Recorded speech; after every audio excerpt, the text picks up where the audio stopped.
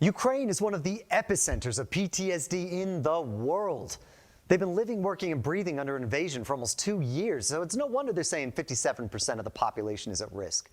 Well, they finally legalized medical cannabis late last year, real last minute, in a bid to help treat the rampant PTSD from the ongoing war.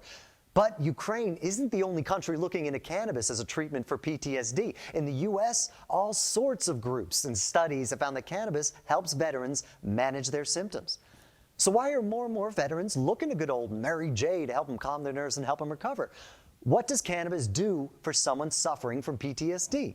Now remember, PTSD is a tricky disorder. It manifests in different people in all sorts of different ways, and no one really knows why some people get it and some people don't. But if you're going to give a loose definition, you might say that PTSD is a crippling stress response to a traumatic event that interferes with your ability to function in daily life, right? So if you want to know what cannabis can do for these veterans, you have to look at what they're dealing with.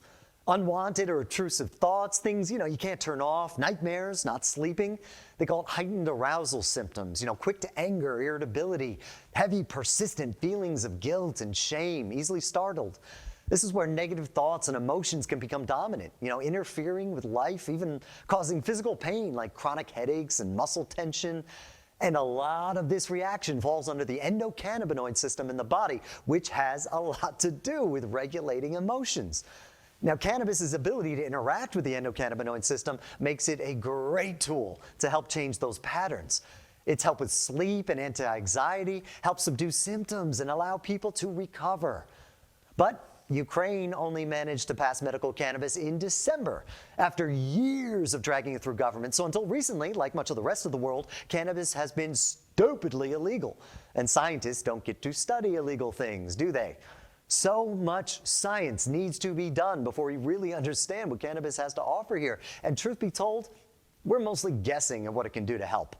Prohibition has kept us in the dark, and the little light we're beginning to find is only showing us just how much more we have left to learn about this plant.